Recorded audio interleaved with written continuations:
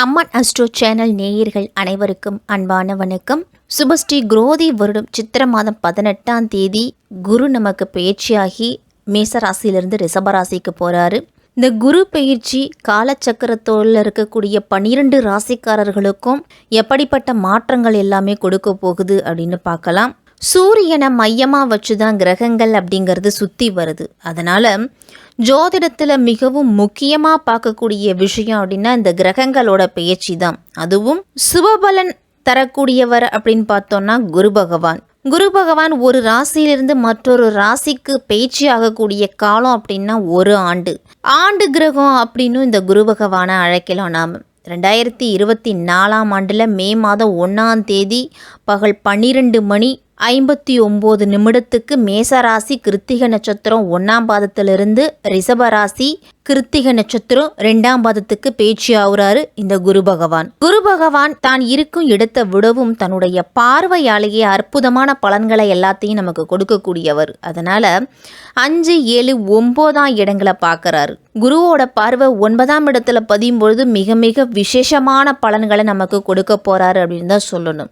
குரு பகவான் ரிஷபத்திலிருந்து எந்தெந்த ராசியிலெல்லாம் பார்வை பதியுது அப்படின்னு பார்த்தோம்னா 5ஆம் பார்வையா குரு கன்னி ராசியையும், 7ஆம் பார்வையா விருச்சிக ராசியையும், 9ஆம் பார்வையா மகர ராசியையும் பார்க்கறாரு. அதனால இந்த பார்வைப்படக்கூடிய ராசிகள் அனைத்துமே நல்ல பலன் அப்படிங்கிறது அதிகம் கிடைக்கும். இந்த ராசிக்காரர்கள் அனைவருக்குமே தேவர்களுக்கெல்லாம் குருவாக இருக்கக்கூடியவர் தான் இந்த குரு பகவான்.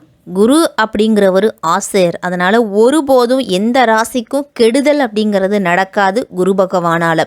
அதே சமயம் ஆசிரியர் தவறான விஷயங்களை சரி செய்வதற்காகவும் தவறு செய்பவங்களை கண்டிப்பதற்காகவும் அதிகமாக நம்மளை கடிந்துக்குவாங்க, அதிகமாக நம்மளை எச்சரிப்பாங்க. அந்த மாதிரி தான் குரு பகவான் கெடுதல் செய்வது போல தோன்றினாலும் நமக்கு பிற்காலத்தில் நம்மளுடைய முன்னேற்றத்தை உயர்த்துறதுக்காக தான் இந்த குரு பகவான் நமக்கு இவ்வளவு பாடங்களையும் கற்றுக் கொடுத்துருக்கார் அப்படின்னு நமக்கு புரியும். குரு பகவான் ஆட்சி, உச்சம், நீசம் எந்தெந்த ராசியில் இருக்குது அப்படின்னு பார்த்தோம்னா குரு பகவான் தனுசு ராசிலையும் மீன ராசிக்கும் அதிபதியாக இருக்கிறாரு. சந்திரனை அதிபதியாக கொண்ட கடகராசியில் உச்சம் பெற்று செஞ்சிருக்கிறாரு. சனியை அதிபதியாக கொண்ட மகர ராசியில் நீசம் அடைகிறாரு. புனர்பூசம், விசாகம், பூரட்டாதி நட்சத்திரங்களுக்கெல்லாம் இந்த குரு பகவான் அதிபதியாக இருக்கிறாரு. கன்னி, விருச்சிகம், மகரம் 3 ராசிகளையும் குரு பகவான் நேரடியாக பார்க்கறதால அந்த ராசிக்காரர்களுக்கெல்லாம் தொட்டது துலங்கும், தொல்லைகள் அகலும், கெட்டது விடும் அப்படின்னே சொல்லலாம். நீங்கள் விரும்பியபடி உங்களுடைய காரிய வெற்றி அப்படிங்கிறது கிடைக்க போகுது. ரிஷபத்தில் சஞ்சரிக்கும் குரு பகவான் இடையில வக்கரம் அடைகிறாரு. வக்கர காலத்துலலாம் ஒரு சிலருக்கு சாதகமும் இருக்கும், பாதகமும் இருக்கும். இதற்கிடையில நமக்கு ராகு கேது பேச்சு நிகழ இருக்குது. இவற்றை எல்லாத்தையும் கணக்கில் கொண்டு தான் இந்த குரு பகவானோட பேச்சியால் 12 ராசிக்காரர்களுக்கும் எப்படிப்பட்ட பலன்கள்லாம் கிடைக்கும் அப்படின்னு நம்ம விரிவாகவே பார்ப்போம். சித்திர நட்சத்திரம் 3, 4ஆம் பாதத்தில் இருக்கிறவங்களுக்கும், சுவாதி, விசாகம் 1, 2ஆம் பாதத்தில் இருக்கிறவங்களுக்கும் இந்த மே மாதம் 1ஆம் தேதி வரக்கூடிய குரு பேச்சு எப்படி இருக்குது அப்படின்னு பார்க்கலாம். துலாம் ராசிக்காரர்களுக்கெல்லாம் இதுவரைக்கும் உங்கள் ராசிக்கு 7ஆம் இடத்துல செஞ்சுட்டு வந்திருக்கிறாரு குரு பகவான். இனிமேல் 8ஆம் இடம் அப்படின்னு சொல்லக்கூடிய அஷ்டமத்தில் போய் அமர்றாரு குரு பகவான். அஷ்டமத்து குருவால் துலாம் ராசிக்காரர்கள்லாம் கொஞ்சம் சற்று கவனத்தோடு இருக்கணும். முன்கோபம் அப்படிங்கிறது அதிகமாக இருந்தாலும் தன்னுடைய வாக்கு சாதுரியத்தால் பிறரை கவர்ந்து இருக்கும் ஆற்றல் அப்படிங்கிறது துலாம் ராசிக்காரர்களுக்கெல்லாம் இருக்குது. சுக்கிரனின் ஆதிக்கத்தில் பிறந்திருக்கக்கூடியவங்களுக்கு ஜென்ம ராசிக்கு 3க்கும் 6க்கும் அதிபதியான குரு பகவான் அஷ்டமஸ்தானமான 8ஆம் வீட்டில் அடியெடுத்து வைக்க போறார். அதனால பண விஷயத்துல சற்று சிக்கனத்தோடும் கூடுதல் கவனத்தோடும் இருக்கிறது துலாம் ராசிக்காரர்கள் அனைவருக்குமே நல்லது.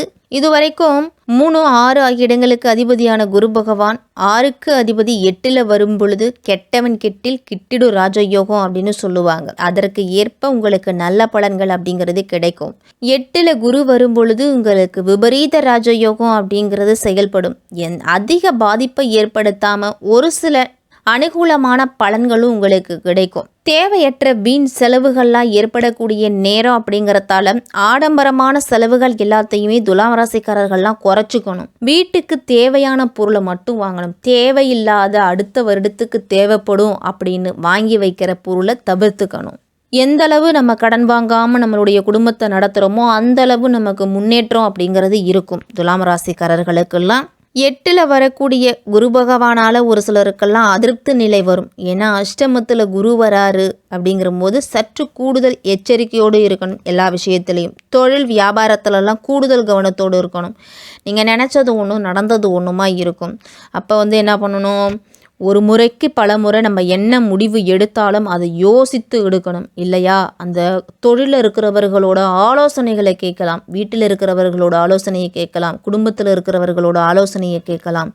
எந்த ஆலோசனையாக இருந்தாலும் தீர்க்கமான திடமான முடிவெடுக்கக்கூடியவங்க நீங்கள். அதனால் சற்று பொறுமையாகவும் இருக்கணும், அதே நேரத்தில் நல்ல முடிவாகவும் எடுக்கணும். அப்படி தான் நீங்கள் இருக்கணும். மற்றவர்களுக்கு நீங்கள் செய்யக்கூடிய நன்மைகள் கூட தீமையாக தெரியலாம். அப்படிங்கிறதால தான் உண்டு தன் வேலை உண்டுன்னு இருங்க. துலாம் ராசிக்காரர்கள் எல்லாரும் அடுத்தவர்கள் விஷயத்துலலாம் கருத்துக்கள் சொல்வது ரொம்ப எளிது, கடைப்பிடிப்பது தான் நமக்கு கஷ்டம். அதனால் நம்மளுடைய வேலை என்னவோ அதை மட்டும் நம்ம பார்த்துட்டு நம்ம பாட்டிக நம்ம குடும்பத்தை நடத்திக்கிட்டு நம்மளுடைய வாழ்க்கையை நடத்திக்கிட்டு பார்த்துக்கிட்டு போய்கிட்டே இருக்கணும். அடுத்தவர்களுடைய குடும்பத்திலையோ அடுத்தவர்கள் விஷயத்திலையோ தலையிடுவதை முடிஞ்ச வரைக்கும் இல்லை நீங்கள் குறைச்சிக்கிட்டீங்கன்னா குடும்பத்துக்கு நல்லது. எவ்வளவு தொகை வந்தாலுமே அடுத்த நிமிடமே செலவாகும்.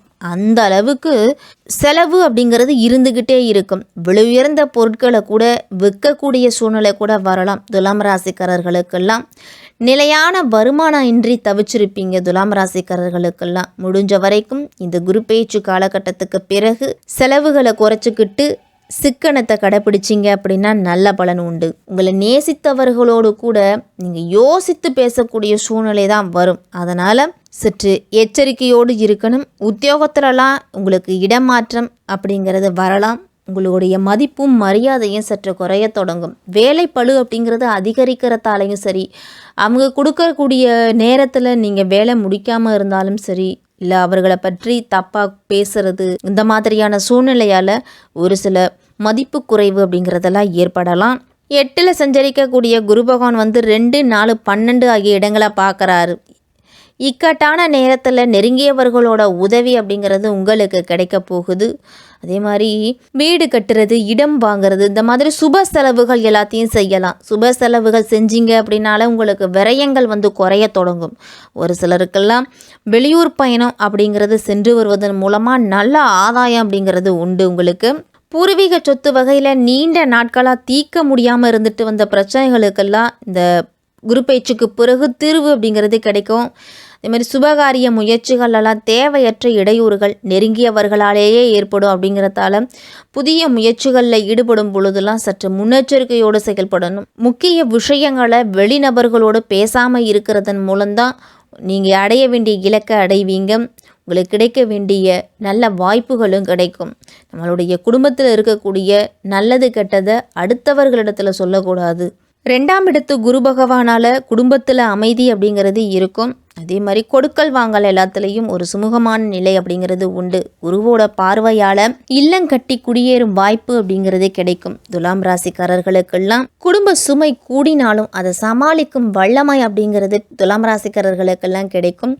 குருவோட பார்வை 4ஆம் இடத்துல பதிகிறதால சுகஸ்தானம் அப்படின்னு சொல்லக்கூடிய தன்னம்பிக்கை விழுவுறதால உங்களுக்கு தாயால் நல்ல ஆதரவு உண்டு. தைரியமும் தன்னம்பிக்கையும் அதிகரிக்கும். இந்த நேரத்தில் வீடு, வாகனம், நிலம் வாங்கக்கூடிய யோகம்லாம் இருக்குது. உங்களுடைய திறமையை வெளிப்படுத்தக்கூடிய அளவுக்கு வாய்ப்புகள் அப்படிங்கிறது கிடைக்கும். அந்த வாய்ப்பை நீங்கள் பயன்படுத்திக்கிட்டீங்கன்னாலே நல்லது. உங்களிடம் இருக்கக்கூடிய இடத்த விற்றுட்டு கடனை அடைச்சிட்டு அதன் மூலியம் மீதி இருக்கக்கூடிய பணத்தில் புதுசாக தொழில் தொடங்கக்கூடிய நேரம்லாம் இருக்குது துலாம் ராசிக்காரர்களுக்கெல்லாம். இதுவரைக்கும் கணவன் ஒரு இடத்துலையும் மனைவி ஒரு இடத்துலையும் வேலை செஞ்சுட்டு வந்திருப்பீங்க. இனி ஒரே இடத்துல பணிபுரியறதுக்கு வாய்ப்பை பெற்று தருவார் இந்த குரு பகவான். அதே மாதிரி பங்காளி பகை அப்படிங்கிறது இனிமேல் இருக்காது. இணக்கமாக நடந்து கொள்ளுவாங்க. 12ஆம் இடத்து குரு பகவானால் ஆன்மீக பயணம் அப்படிங்கிறது அதிகரிக்க போகுது துலாம் ராசிக்காரர்களுக்கெல்லாம். தொழிலில் பழைய பங்குதாரர்கள்லாம் உங்களை விட்டு விலகினாலும் புதிய பங்குதாரர்கள் நின்று உங்களுடைய பொருளாதாரம் உயர வழிவகுத்து கொடுப்பாங்க. வீட்டுக்கு தேவையான விலை உயர்ந்த பொருட்களை எல்லாத்தையும் வாங்கி மகிழ்வீங்க. பெண் பிள்ளையை பெற்றவங்கெல்லாம் பெண் பிள்ளைகளோட கல்யாணத்துக்கு தேவையான நகையாக இருக்கட்டும், ஒரு அசையும் வகையிலும் சரி அசையா வகையிலும் சரி அவங்களுக்கு தேவையான சிறுவரிசை பொருட்கள் எல்லாத்தையும் வாங்கி வைக்கக்கூடிய வாய்ப்பெல்லாம் வரும்.